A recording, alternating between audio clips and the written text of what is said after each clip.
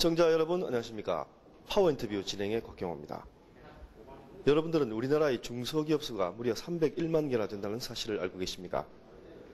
국내 경제에 중소기업이 차지하는 비중이 그만큼 높다는 뜻입니다. 파워인터뷰 오늘 이 시간에는 부산, 울산 중소기업청을 찾아 동남권 중소기업들의 요람인 부울중기청의 역할과 올 사업 방향 등에 대해 자세하게 알아보겠습니다.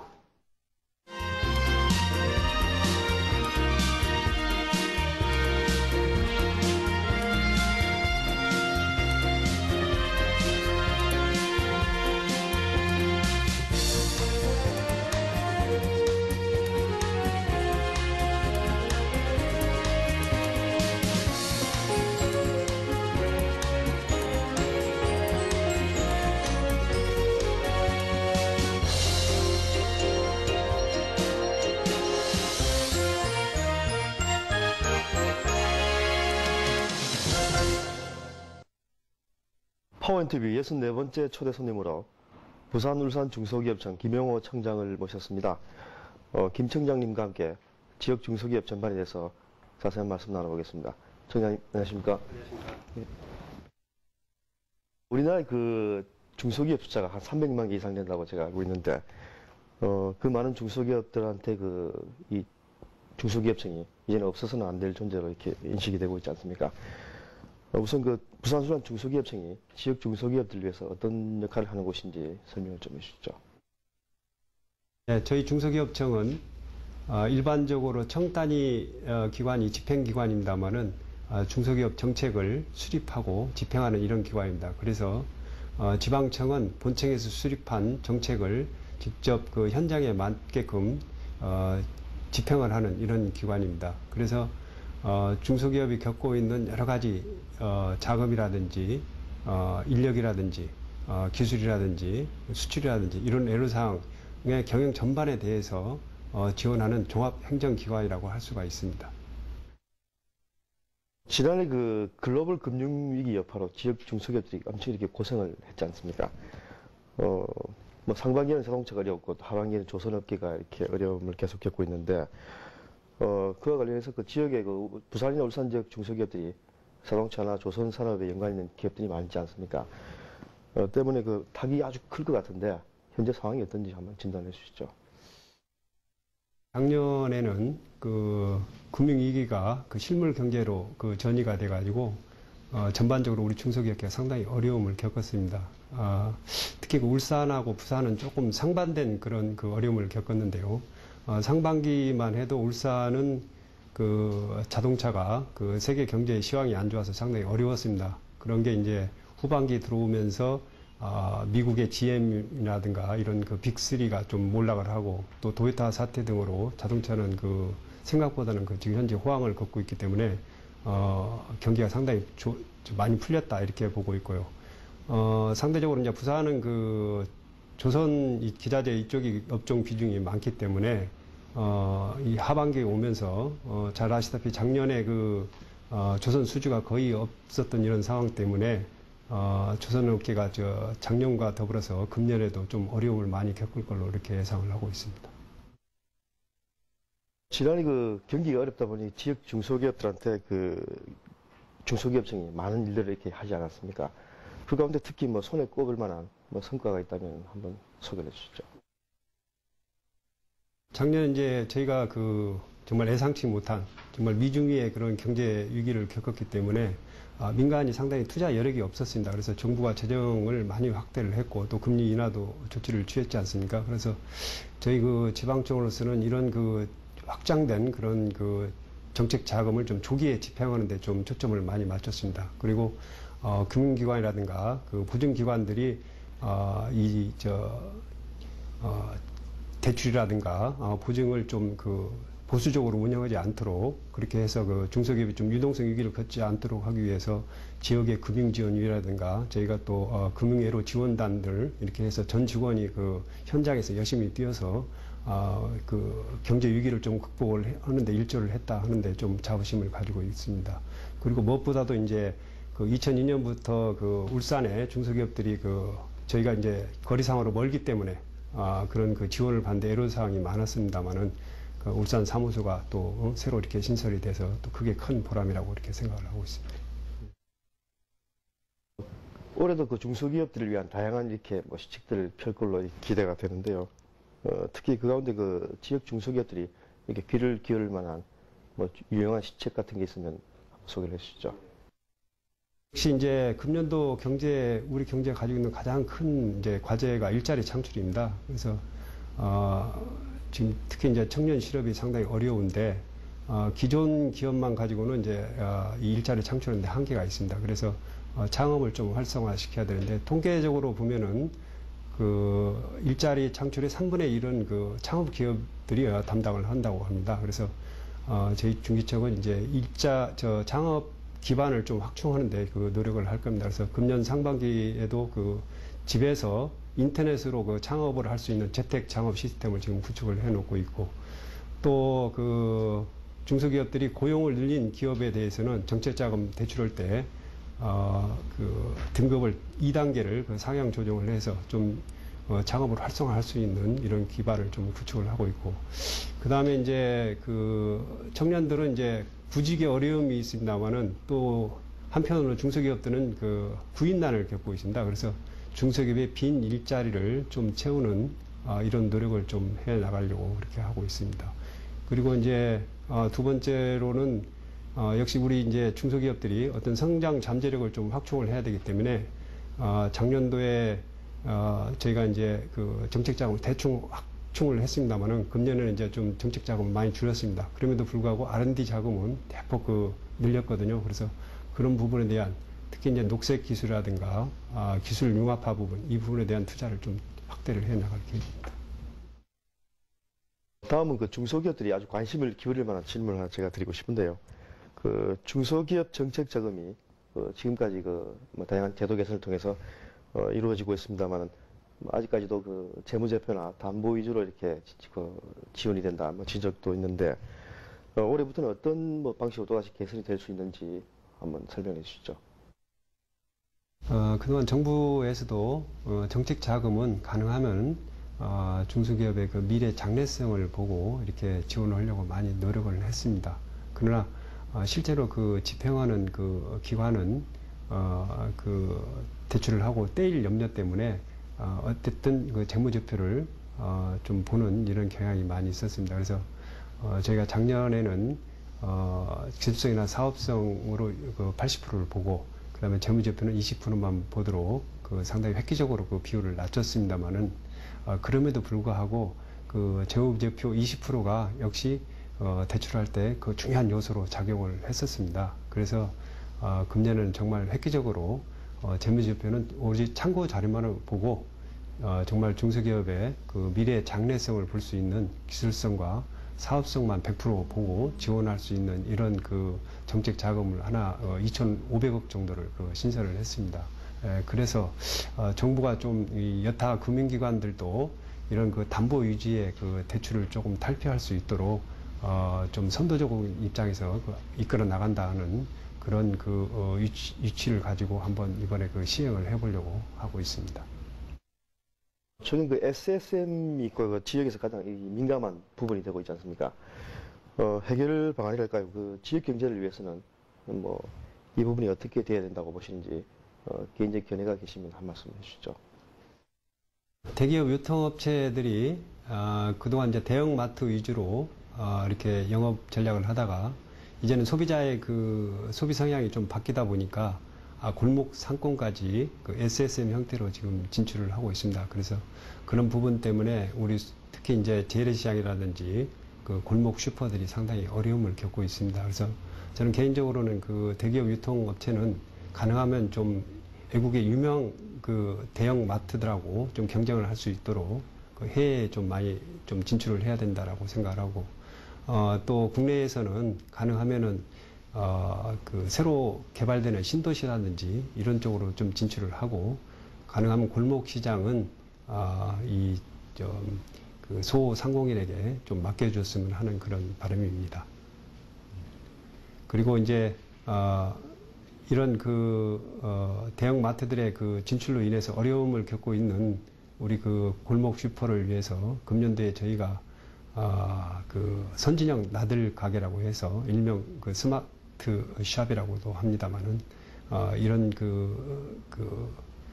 골목 슈퍼를 약 한 2,000개를 지정을 해서 최대 1억 원까지 이렇게 지원해서 좀 현대화 사업을 할 수 있도록 그렇게 할 계획입니다. 울산 지역 중소기업들이 울산 사무소 개소를 계기로 그 지역의 수건이 풀렸다, 뭐 이런 대단한 그 기대를 하고 있던데, 울산 사무소가 하는 뭐 역할이랄까 기능에 대해서 설명을 좀 해주시죠. 그 울산 사무소는 저희 이제 부산 울산 지방청의 산하 그 사무소로 이렇게 됐습니다만은 기본적으로 지방청이 하고 있는 그런 인력이라든지 기술이라든지 수출이라든지 판로 이런 그 기본적인 기능은 다 할 걸로 이렇게 기대를 하고 있고요. 특히 이제 울산 지역은 그동안 이제 이런 정부기관이 없었기 때문에 그 지원기관 간에 또는 그 중소기업간 간에 이런 네트워크가 좀 취약을 했습니다. 그래서 그런 부분들이 좀 더 강화될 것으로 이렇게 기대를 하고 있습니다. 이번에는 그 지역 중소기업들의 업종 구조에 대해서 한번 말씀을 나누고 싶은데요. 그 울산 지역 중소기업은 대기업의 그 협력업체 위주로 돼 있고, 또 부산은 뭐 영세한 그 제조업체 위주로 이렇게 많이 구성이 된 걸로 제가 알고 있는데, 부산과 울산의 중소기업의 특징이랄까요? 그 어떤 뭐 구조를 가지고 있다, 전문가로서 한번 말씀해 주시죠.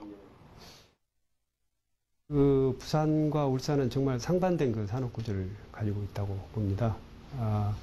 부산은 이제 대기업이 거의 없고 99.9% 이상이 이제 중소기업으로 되어 있고, 이쪽이 이제 도시 기능이 활성화되다 보니까 물류라든가 유통 그리고 음식 숙박업 등 그 서비스 비중이 상당히 높습니다.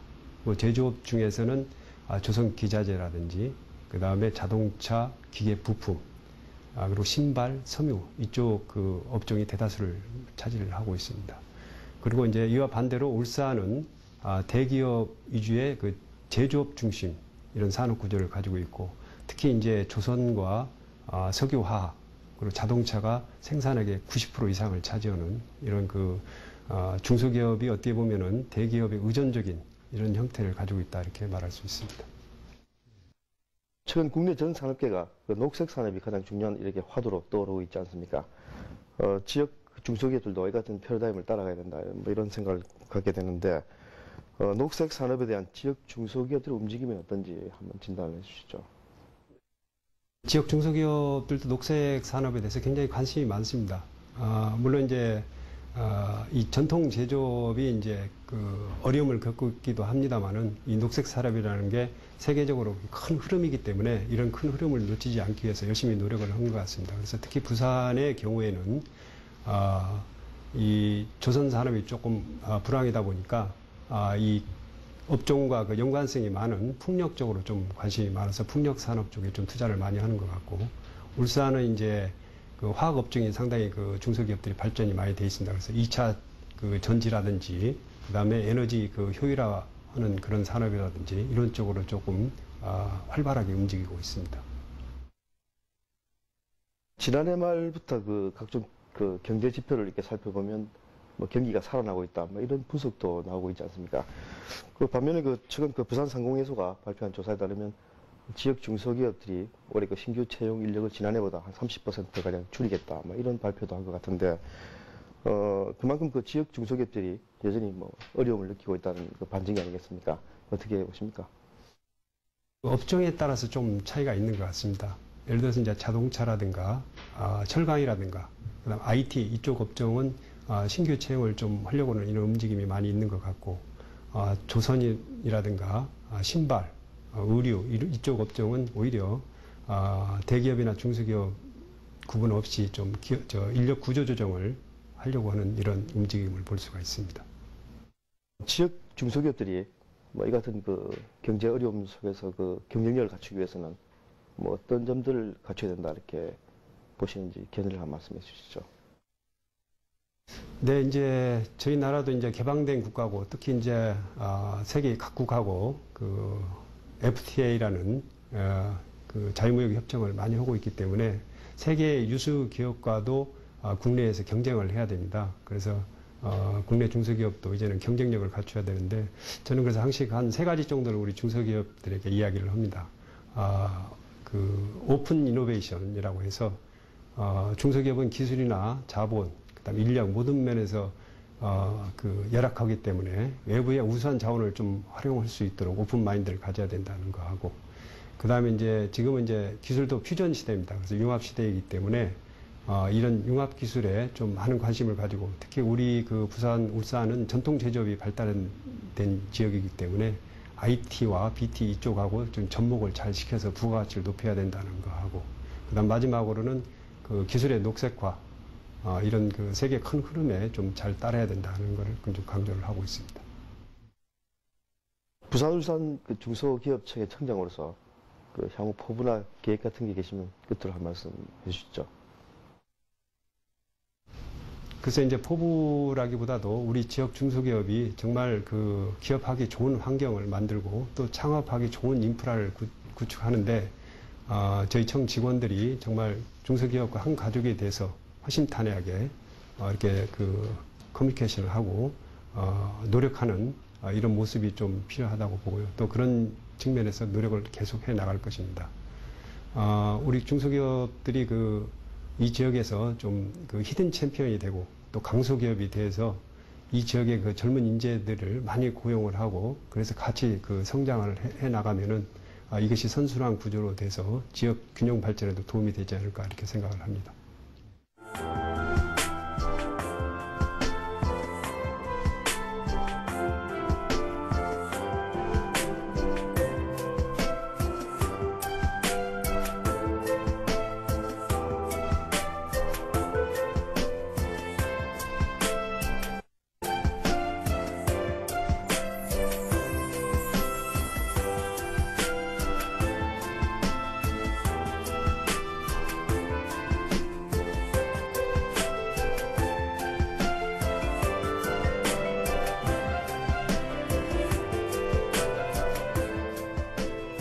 글로벌 경기 침체가 계속되면서 지역 경제의 버팀목인 중소기업들도 여전히 어려움에 봉착하고 있습니다. 조선산업이 중추를 이루는 울산은 조선 부품업체들을 중심으로 구조조정의 찬바람이 불고 있고, 부산에서는 올해 중소기업들의 신규 채용 계획이 지난해보다 30%나 줄어들 것으로 예상되고 있습니다. 지역 중소기업들이 중소기업청의 다양한 지원과 협력을 통해 이 같은 위기를 슬기롭게 극복해 나갈 수 있기를 다시 한번 기대해 보겠습니다. 파워 인터뷰, 다음 시간에 다시 찾아뵙겠습니다. 고맙습니다.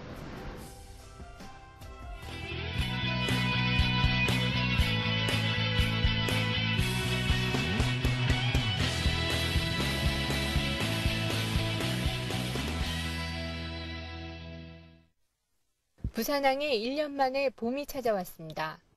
컨테이너 물동량이 세계 금융위기 이전 수준으로 회복되고 있기 때문입니다. 부산항만공사가 지난 한 달 동안 부산항에서 처리된 물동량을 집계한 결과 6m 크기의 컨테이너 기준으로 101만 9천 개에 달합니다. 이는 1년 전 물동량인 80만 9천 개에 비해 26% 늘어난 것입니다. 특히 전체 물동량 가운데 수출입 화물은 1년 전에 비해 20% 늘어난 데 비해 환적 화물은 32% 늘었습니다.